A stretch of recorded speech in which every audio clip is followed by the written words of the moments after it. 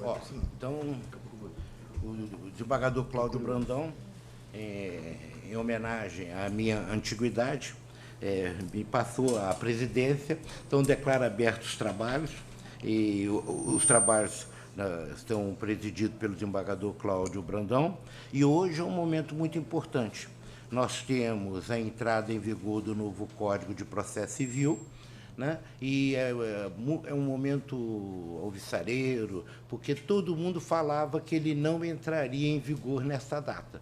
Então, todo mundo dizia que ia haver uma medida provisória, ia suspender a vigência, que essa coisa toda. E, graças a Deus, ele entrou em vigor, já desde a 0 hora. O nosso Tribunal de Justiça do Rio de Janeiro está muito satisfeito, porque nós implementamos todas as mudanças necessárias para a entrada em vigor dentro do sistema do computador. Eu acho que é o único tribunal que conseguiu fazer isso. E ainda é muito importante que um dos mais conhecidos, notáveis professores da Escola da Magistratura, o juiz Rodolfo Cronenberg Hartmann, vai fazer também a palestra sobre a Constituição, o novo Código de Processo Civil, e, gentilmente, homenageando a EMERJ, da qual ele é professor, vai fazer o lançamento do seu livro. Então, já tem uma fila muito grande para ver o lançamento do livro, mas não pode não. Vocês têm que aguardar a palestra sobre o novo código. E se todo mundo se comportar bem, Sua Excelência falou que tem até coquetel, tá certo? Então, de qualquer maneira, vamos apressar os nossos trabalhos. A mesa está presidida pelo desembargador Cláudio Brandão, está o membro do fórum, o doutor Marcos Stil, está a doutora Cristina Gutierrez, juíza da terceira vara, e eu me propus a falar primeiro, porque a minha função é levantar a bola para o doutor Rodolfo Cronenberg. Por quê? Porque no novo Código de Processo Civil, ele faz uma mudança muito grande, porque o Código de 1939 foi o nosso primeiro código nacional. Ele teve um grande problema técnico. Por quê? Porque ele, como primeiro Código Nacional, ele estava substituindo os códigos estaduais. Cada estado tinha um Código de Processo Civil, um Código de Processo Penal, um Código de Organização Judiciária. Então, na República Velha, no Império, era uma legislação muito restrita. Quando chegou 1939, ato de força, decreto-lei, baixou o Código de 39, e que foi muito importante porque ele uniformizava o procedimento em todos os juízos. Naquela época, a gente não tinha Justiça Federal, né, que era entre 30 e 1965, não teve Justiça Federal, tinha uma da Justiça Estadual que fazia, inclusive, as funções federais. E isso foi terrível, porque o novo Código, só para vocês terem uma ideia, ele não tinha a facilidade de divulgação que nós temos hoje. Nós não tínhamos a quantidade de juízes, advogados que nós temos hoje. E esse Código de 39, ele tinha uma característica genial. É o seguinte: para cada pretensão, para cada pedido, tinha um procedimento. O cara, vou entrar com a ação de divórcio, desquite. Então, o Código de Processo falava no procedimento. Vou entrar no mandado de segurança, falava no procedimento de mandado de segurança. Então, isso era algo assim espantoso que permaneceu até hoje.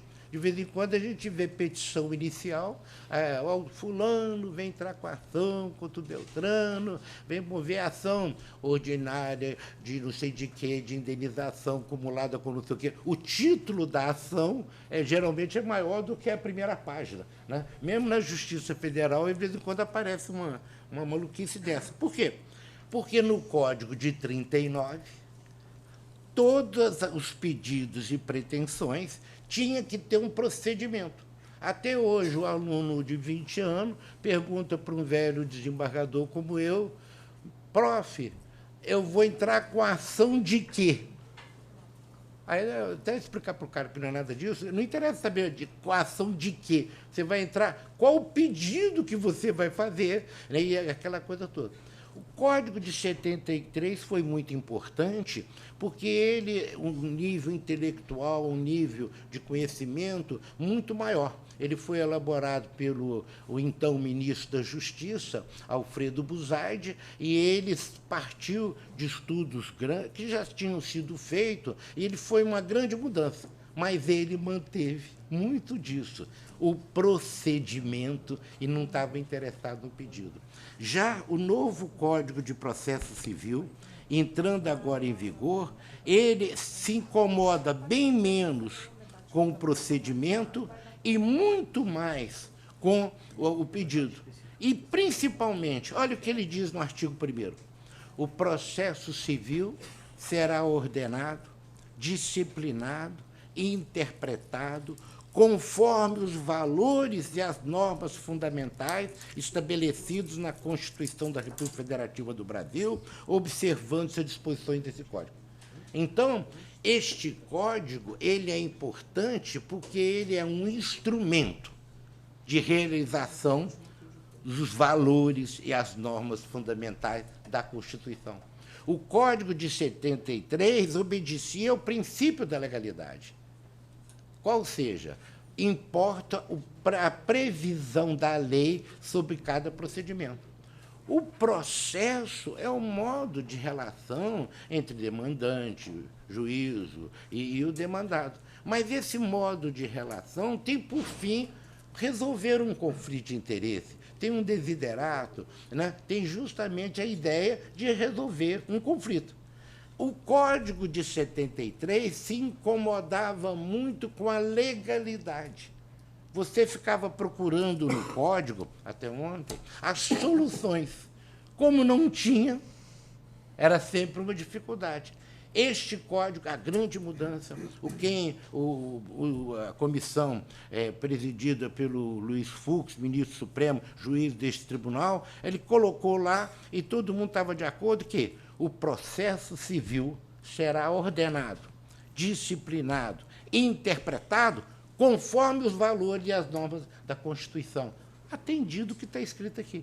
Então, veja, tem uma diferença entre texto e disposição ao artigo, norma de conduta, valores, a proteção do interesse. Então, por exemplo, o homicídio, está lá, artigo 121, é a disposição. Qual é a norma? Não é matar, é não matarás. Qual é o valor? A proteção da pessoa. E aqui é que está falando justamente essa parte. O processo civil é instrumental, não é um fim em si mesmo. O meu cargo é juiz de direito, não sou juiz do processo. Tem coleguinha, como temos poucos juízes aqui da carreira, né, a gente pode falar mal, que tem colega juiz, sim, também, que o sujeito, ao despachar a petição inicial, faz uma verdadeira contestação. Vocês nunca viram isso, já viram? Não, eu já vi. Então faz uma contestação. Por quê? Tem que preocupar com o teor. Olha, que tem que ser assim o inciso, o artigo. Mas não é agora, não. Agora mudou. O importa no processo, ele será ordenado, organizado, disciplinado, interpretado, conforme os valores e as normas fundamentais da Constituição. E mais ainda, lá no artigo 8º, vem o mesmo código e faz uma mudança substancial, não só dentro do processo, mas sim dentro de todo o direito. Porque a regra, desde a lei de introdução do Código Civil, a atual Lei Geral de Normas do Direito Brasileiro, o artigo 126 do Código de 1973, o artigo 126 falava até onde? Até ontem. O juiz não se exime de sentenciar ou despachar, alegando lacuna ou obscuridade da lei. Essa parte inicial do artigo 126 do Código de 73, agora veio para o novo Código no artigo 140. Então, isso aí está no novo Código, artigo 140. Agora, a segunda parte do artigo 126 dizia: no julgamento da lide, caber-lhe ao juiz aplicar as normas legais, não as havendo a analogia, os costumes, os princípios gerais do direito. É a mesma disposição lá do artigo 4º da Lei de Introdução ao Código Civil. Isso significava o quê?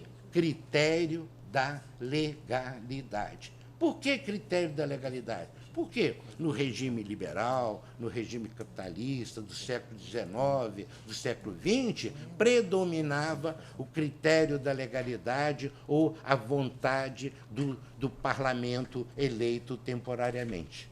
Naquela época, quando eu era professor do século passado, né, de direito constitucional, eu ficava aborrecendo os alunos, já aqui na Emerge, com aquela famosa distinção: norma de aplicabilidade imediata, norma de aplicabilidade contida, norma de aplicabilidade imediata. Não era isso? Norma de eficácia plena, norma de eficácia contida, norma de eficácia limitada. A turma nova nunca mais ouviu falar nisso. Por que vocês nunca ouviram? Porque a Constituição diz, artigo 5º, parágrafo 1º, as normas, os direitos e as garantias fundamentais têm aplicabilidade imediata. O artigo 5º, parágrafo 1º da Constituição diz, os direitos e garantias fundamentais têm aplicabilidade imediata. Não tem norma de eficácia contida, eficácia limitada em se tratando de direitos e garantias fundamentais. E o parágrafo 2º da Constituição fala, os direitos e garantias expressos, escritos nessa Constituição, não excluem outros decorrentes do regime democrático, dos princípios que ela adota e dos tratados ratificados pelo Brasil. Enfim, os direitos e garantias fundamentais não são só aqueles que estão escritos na Constituição, são todos aqueles que decorrem do que está escrito, do que decorre do regime democrático de poder, que decorre dos princípios da própria Constituição e dos tratados internacionais. E aí, por isso que teve que mudar também o artigo 8º. Em vez de copiar o artigo 126 do Código Velho, olha que maravilha, diz o artigo 8º, ao aplicar o ordenamento jurídico, o juiz atenderá aos fins sociais e às exigências do bem comum. Ao aplicar o ordenamento jurídico, o juiz atenderá aos fins sociais e às exigências do bem comum. Os fins sociais, os fins da sociedade, as tarefas da sociedade brasileira, que estão colocadas no artigo 3º da Constituição, e as exigências do bem comum. O que é o bem comum? É a soma do bem individual com o bem coletivo, na lição de São Tomás de Aquino, em 1200 depois de Cristo. Então, o bem comum é o individual com o coletivo. E continua, resguardando e promovendo a dignidade da pessoa humana. Estão olhando para mim porque tem que olhar para lá. Resguardando e promovendo a dignidade da pessoa humana e observando a proporcionalidade, a razoabilidade, a legalidade, a publicidade e a eficiência. Significa isso tudo que muda o direito na sua aplicação. Aí alguém vai me perguntar, mas esse artigo 8º está dentro do Código de Processo. Mas o Código de Processo Civil é o código do procedimento, é o modo que a gente tem de atuar. O processo civil influencia o processo penal, o processo administrativo, o processo trabalhista, influencia até mesmo o modo de atuação, por exemplo, de uma associação. Você imagina, vamos expulsar um sócio chato do Vasco da Gama, que está traindo o Vasco contra o Flamengo. Para expulsá-lo, tem que abrir processo. E o processo civil é a base até desse processo. Então, essa mudança é a mudança radical, é a mudança que justifica por que o Fórum de Direito Constitucional, ao realizar a sua 54ª reunião, aproveitou para justamente a vigência do novo Código de Processo Civil para enfatizar a Constituição. Então, a minha função era de levantar a bola, né, para agora o doutor Rodolfo Né? Pode passar a palavra para o doutor Rodolfo? Não, eu não sei. Deixa eu fazer a apresentação, porque ele que é o protagonista dessa Ah, tá bom, então tá bom. Eu vou falar alto aí, tá certo. Não, é porque normalmente o protagonista é que fala por último, não é isso? Quem entende de processo civil, exatamente, de verdade, é o doutor Rodolfo, não é isso? E nós estamos aqui mais para fazer um link aí com o direito constitucional. E eu começo até falando sempre da minha alegria de participar de qualquer evento no Fórum de Direito Constitucional, presidido pelo desembargador Najib Laibe Filho. Ele não gosta que eu repita isso, mas eu sempre vou repetir. Tá? Ele foi meu professor na graduação. Tá? Não, calma. Tá? Do jeito que eu comecei a falar, pode parecer que eu estou gozando dele. Não é isso. Tá? E se eu estou na magistratura hoje, foi por causa dele. Tá? Isso é verdade. Eu era acadêmico de direito, estagiário. Eu falei, se um dia eu fizer concurso, eu quero fazer para a magistratura. E se um dia eu passar, eu quero ser um juiz parecido com o desembargador Najib. Ninguém consegue chegar ao ponto dele. Mas a verdade é que parte do meu esforço na magistratura é para ser, tá, parecido com ele, tá? Porque é um orgulho para todos nós, magistrados, o desembargador Najib. E essa é mais pura verdade. Eu não estou brincando, não. Quem mais me inspirou para vir para a magistratura foi ele. Tá? E eu tenho muito orgulho disso e, por isso, não me canso de repetir. A primeira parte você não gosta muito. Quer dizer, que foi meu professor na graduação, porque pode parecer. Mas ele começou a dar aula lá na UF com 18 anos, 17, por aí, tudo muito precoce. Mas, e depois, ele me trouxe, tá, para a Escola da Magistratura também. Tá? A primeira aula que eu dei aqui na Escola da Magistratura foi a convite dele. Eu morri de medo que ele começou a falar da aplicabilidade das normas constitucionais. Foi essa aula. Tá? E, olha, eu sofri para dar essa aula. Nossa Senhora, tá? Não foi fácil, não. Tá? Não quero falar mal dele, não. Ele é o segundo professor mais antigo da EMERJ. Me deu troco, né? Mas tudo bem. Tá bom. Não ia deixar e a verdade é que, especificamente, esse evento aqui, repito, acho que o grande protagonista, tá, é o professor Rodolfo. Tá? Mas há uma questão no Brasil, e acho que todos os senhores já perceberam. Tá?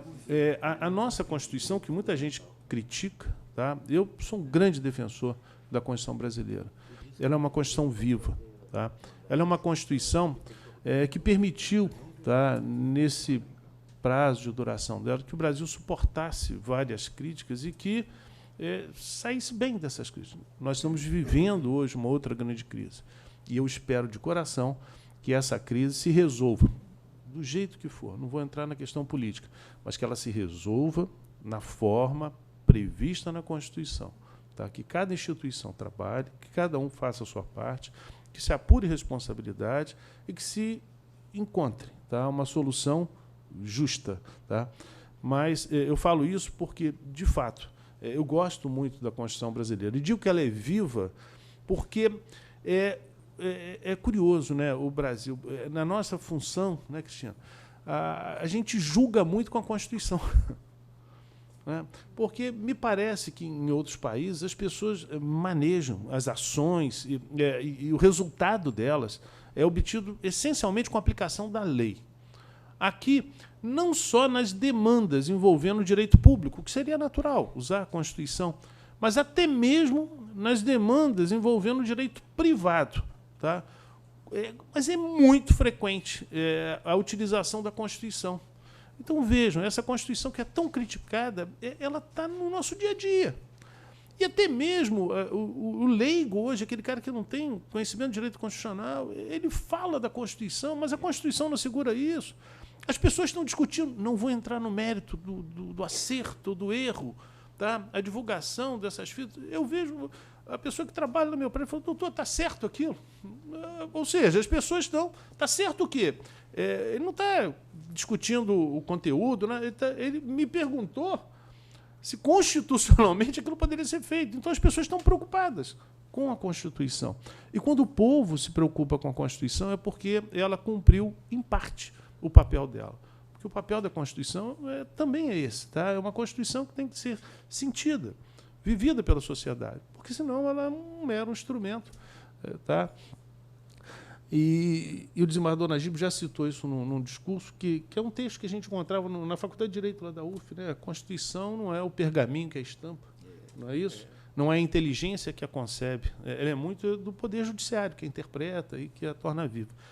E a nossa Constituição é isso. Mesmo nas relações de direito privado, a gente cita com muita frequência isso. O princípio da dignidade da pessoa humana, não é isso? E vai por aí afora.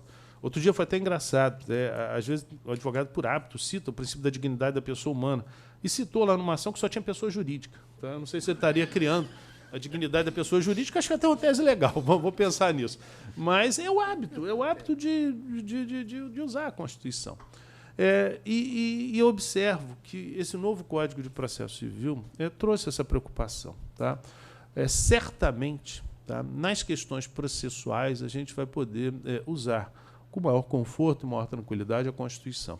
Até porque o Código de Processo Civil ele começa trabalhando essencialmente com a Constituição. Tá?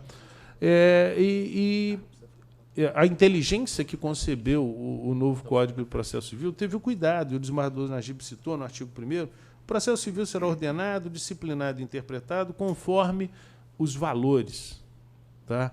Os valores que estão na Constituição. E não é pecado para nenhum de nós, intérpretes que somos do direito, tá? Lançar mão dos valores. Tá?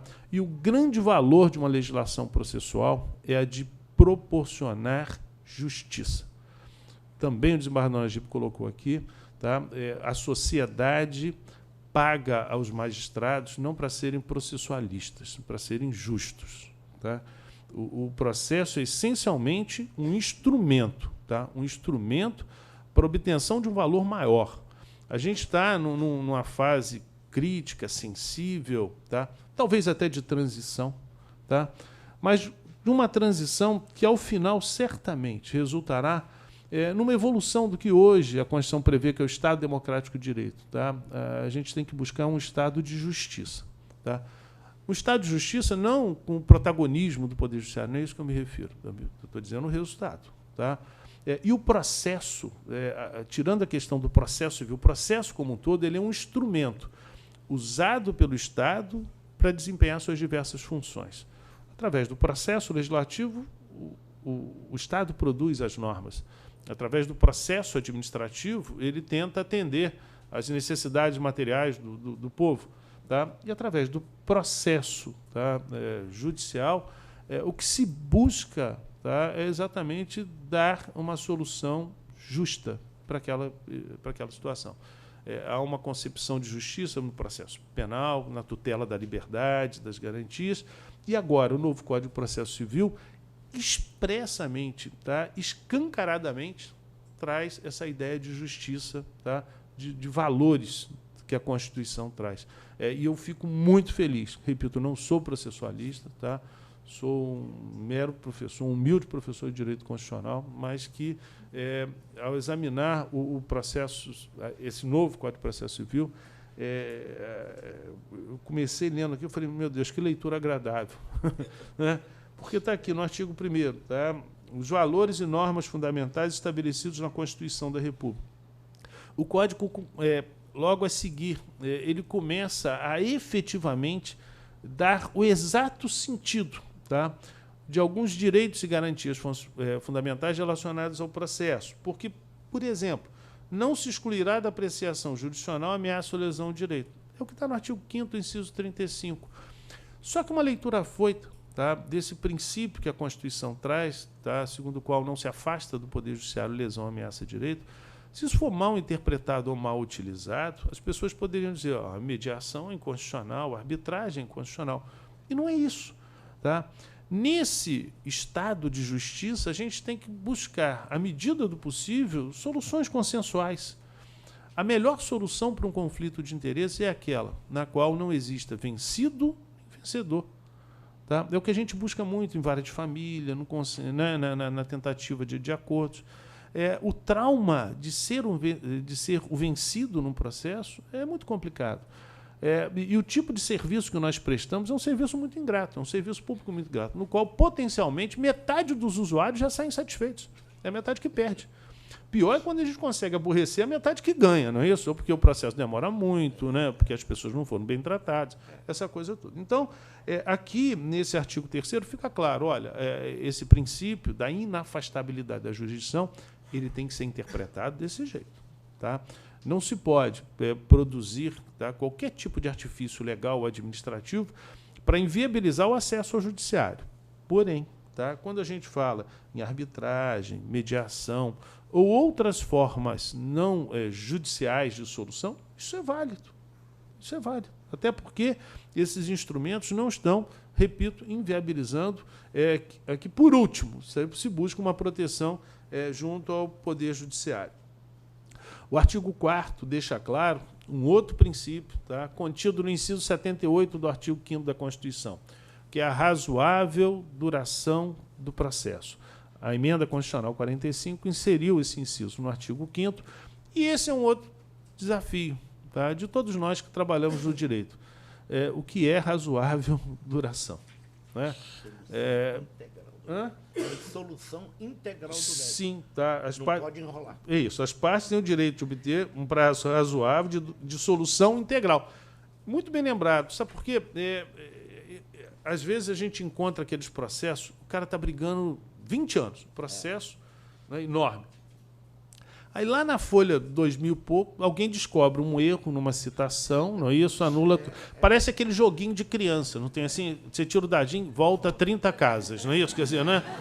Olha a decepção das partes, mas a decepção dos magistrados, porque às vezes eu tento superar ao máximo isso aí.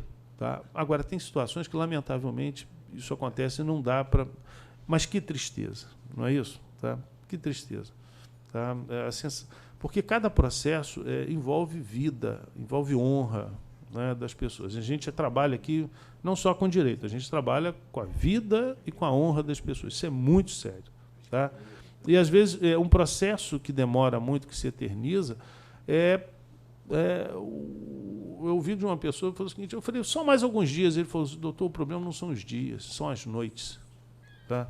O problema não são os dias, são as noites. Eu fico sem dormir. Tá? Então, isso é muito complicado, é muito sério. A gente tem que buscar conciliar a ideia de justiça com o tempo. Tá? O tempo pode ser um grande amigo, pode ser um grande aliado.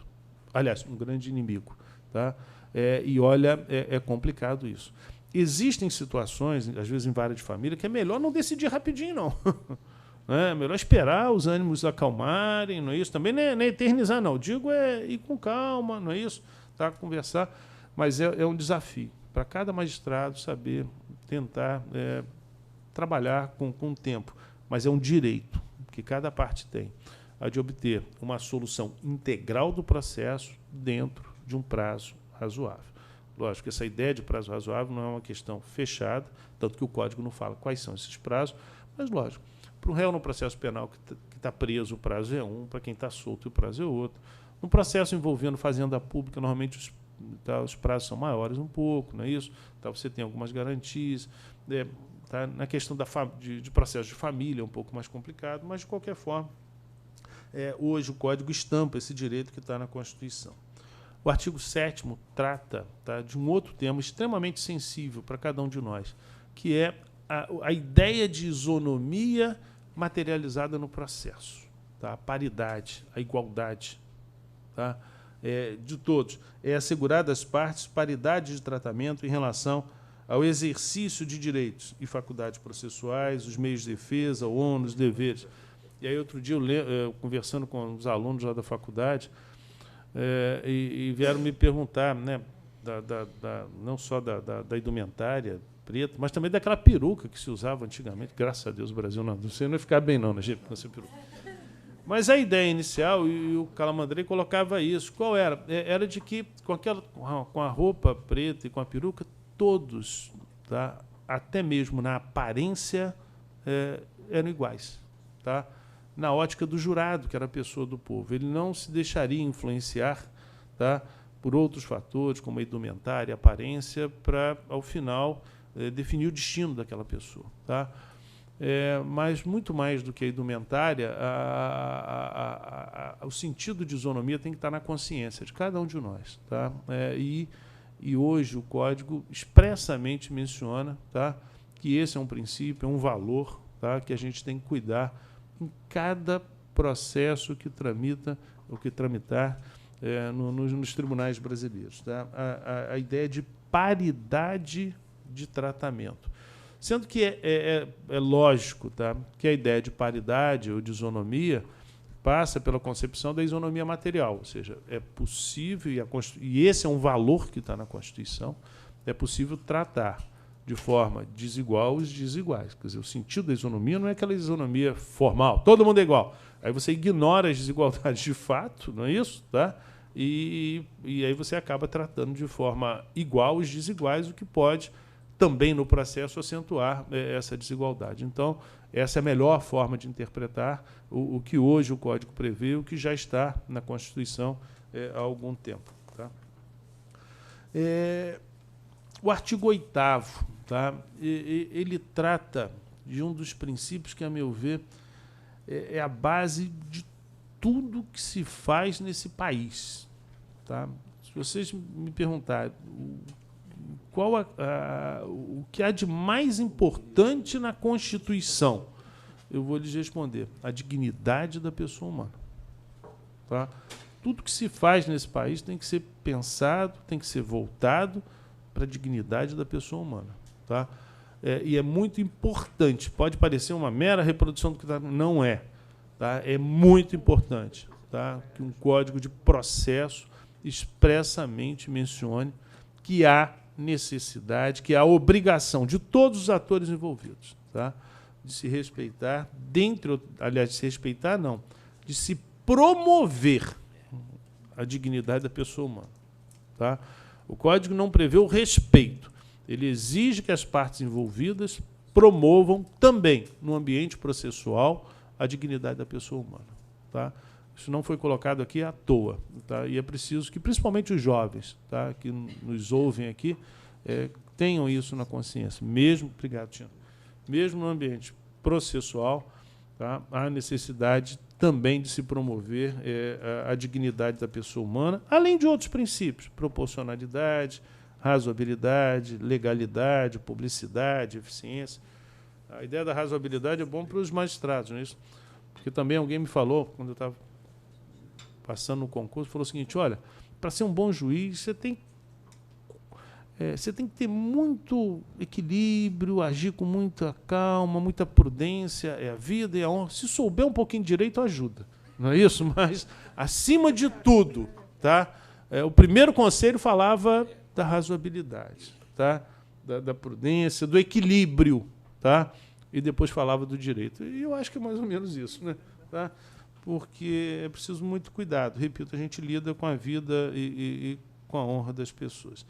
Há também no Código, e até não destaquei aqui expressamente, mas acho que há um destaque mais à frente, da questão da motivação, que é um outro valor extremamente importante, um princípio. Motivação consiste o quê? Na exteriorização, não é isso? Das razões de fato e das razões de direito que justificam a prática daquele ato. E eu faço uma meia-culpa. Às vezes, a gente usa, tá, aquelas motivações meio que padrões, não é isso? Tá? Eu estou criticando porque eu faço também, às vezes. Tá? E, lógico, não faço... A gente faz quando, às vezes, aquelas... Existe um tipo de processo que tem que acabar no Brasil, que a petição inicial é um modelão, não é isso? Que tá, o advogado, às vezes, quando propõe 200 ações aqui, né? Normalmente envolvendo a Fazenda Pública. A contestação também é um modelo, não é isso? Tá? Porque aí pode ser igual. Você manda para o MP que junta o modelo dele, não é isso? Tá? Vem para o juiz que já tem o modelo da sentença. O cara que perdeu sabia que ia perder, já tem o modelo da apelação. O que ganhou sabia que ia ganhar, já tem o modelo das contrarrazões. Não é? Vai para o tribunal que faz o quê? Modelo, não é isso? Quem perdeu no tribunal sabia que ia perder, já tem lá o recurso especial, o recurso extraordinário. A terceira vista já tem o modelo do indeferimento, não é isso? O cara já tem o modelo do agravo. Vai chegar no STJ, não se iludam. Modelo, tá?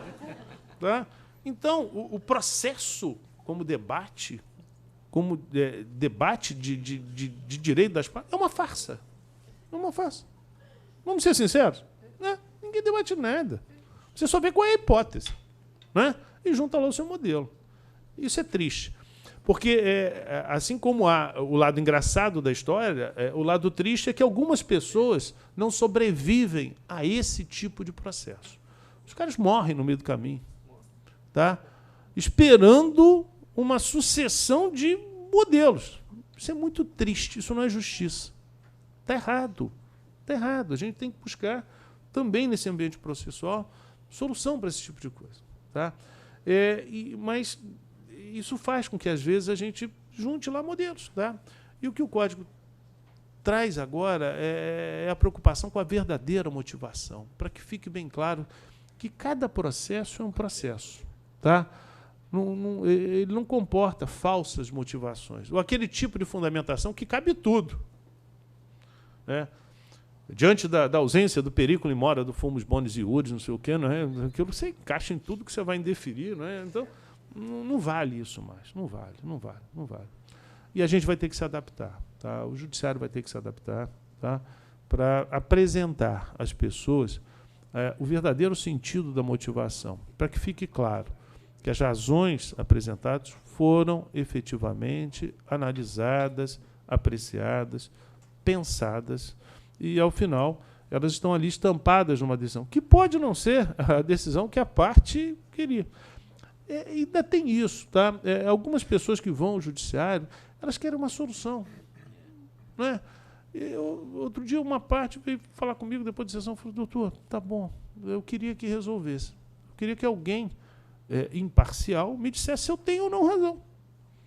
Eu vi que vocês discutiram lá na Câmara e quase saiu no braço lá, porque a minha Câmara é meio radical. A gente debate mesmo, entendeu? E aí o cara saiu satisfeito. Ele falou: tá bom, perdi, mas eu vi que vocês estudaram e debateram. Chegaram à conclusão que eu não tinha razão. Paciência. Eu vou ver com o meu advogado o que eu vou fazer. Tá? Mas acho que esse é o sentido da motivação. Pode? Está lá na tela, olha o 489. O da motivação, não é isso? Tá vendo? Posso fazer uma intervenção rapidinho? Não, é porque você está falando isso e não tem como não vir na minha cabeça. A gente está com um novo código que não tem como ninguém ter certezas. Aliás, vamos sair dessa tentativa de campo de certeza que não existe na filosofia e a gente tem que realmente sair dessa parte. Mas quando você falou do caso concreto, dos fatos, eu luto muito com isso no meu gabinete, demais no gabinete dele, mas aí eu acho que a gente pode começar a pensar em tentar mudar também a nossa própria maneira de ver as coisas e dos advogados. Então, os advogados não fazerem mais aquelas petições de 300 páginas, de 200 páginas, de 50 mil documentos, porque quem disser que leu aquelas 300 páginas, aqueles 2.000 documentos, é uma farsa, exatamente isso que o Cláudio falou. Então, eu acho que a gente, não sei como a gente poderia fazer isso. Eu, assim, às vezes, um processo muito antigo, com 2.000 páginas, que está se arrastando em execução, que às vezes as partes nem querem que decida, eu já fiz o seguinte despacho: tragam os advogados memoriais resumidos, porque é impossível. Então, não sei se, de repente, a gente começar a pensar numa linha dessa, claro que não se está dizendo em cercear o direito de defesa, mas aqui todo mundo que é da área jurídica e já tem um pouco de experiência sabe, quando a pessoa tem direito, é ou não é, Cláudio? Me corrija se eu estiver errado. Se ela tiver o direito material, ela não precisa de mais de 10 páginas para explicar nada. Ela pode fazer uma menção ao documento, a isso e aquilo, mas o conteúdo não precisa de mais de 10 páginas. Eu acho que se a gente conseguir começar a mudar essa forma de agir, e o juiz também não botar uma sentença de 50 páginas, que também ninguém vai ler aquilo dali, eu acho que se a gente começar a se concentrar nos fatos, eu recebo alunos da Emerge, recebo juízes recém-formados, e eu percebo que a maior dificuldade, por incrível que pareça, não é a corrente jurídica que vai ser adotada. É a análise dos fatos da situação concreta. Pode? Vou fazer só uma observação. Só para fazer um complemento. Até porque acho que não está ligado, não. Oi. Só para fazer um complemento, até porque muitas das vezes a quantidade de folhas não significa um grande conteúdo. Às vezes é muito repetitivo também, só serve para atrapalhar. Mas a provocação que eu ia fazer, desembargador, é o seguinte: como manter essa celeridade, essa novidade toda que nos vem agora com o novo código, com essa crescente demanda e cada vez mais processos distribuídos, né, e menos condições de julgar num tempo razoável, porque é um problema sério esse. Nós tivemos um problema parecido, não é exatamente do Foro Constitucional, com relação à questão da VEP aqui no Rio de Janeiro, porque tinha muitos processos parados que sequer foram apreciados, não que seja a favor ou contra. E deu até um problema polêmico na mídia com relação aos 5.000 HCs impetrados pela Defensoria. Isso foi em função da paralisação da apreciação, não da determinação de ser para cá ou para lá. Era só uma provocação, se queria atrapalhar. A ausência de apreciação. A verdade é que todo mundo vai ter que trabalhar mais. A primeira constatação é essa. Tá? Todo mundo. Os advogados vão ter que trabalhar mais, os juízes, paciência. E o tribunal vai ter que se virar, o judiciário. Essa é a verdade. Tá? Não tem outra palavra, não. A gente vai ter que se virar, desculpa, a expressão não é técnica, para resolver. Tá? Essa é a função. Tá? Aliás, é uma eterna briga, né? Você vai avançando, as dificuldades vão chegando mais à frente e a gente vai vivendo, brigando, tá? Mas acho que todo mundo tem que botar na cabeça que haverá necessidade de um esforço maior de cada um de nós, pelo menos nessa fasezinha de transição. Oi? Eu queria ficar na minoria aqui. Eu acho que nós não vamos trabalhar mais. Nós vamos racionalizar o nosso serviço.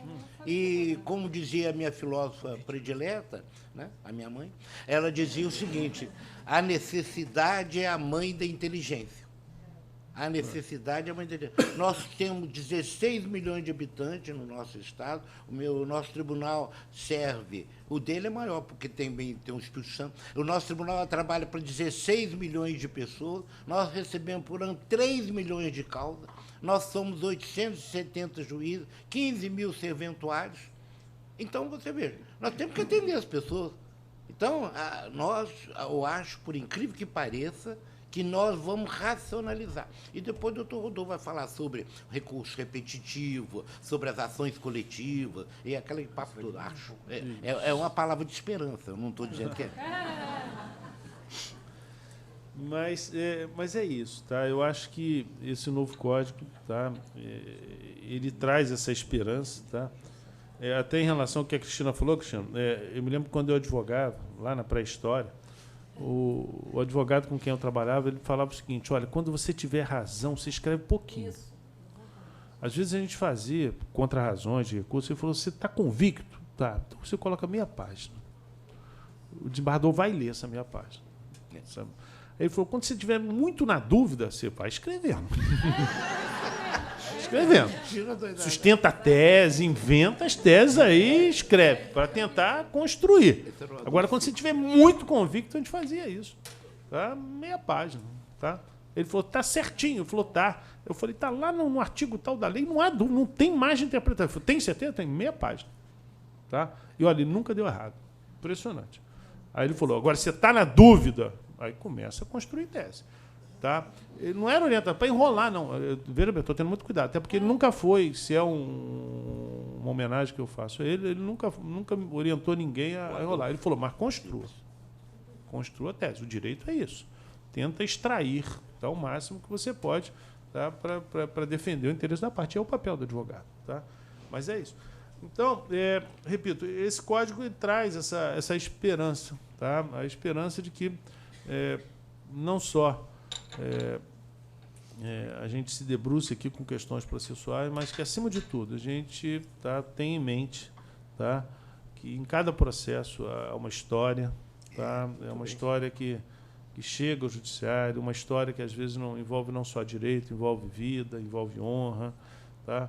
E que o que as pessoas esperam é que, ao final, alguém diga se elas têm ou não razão. Não é isso?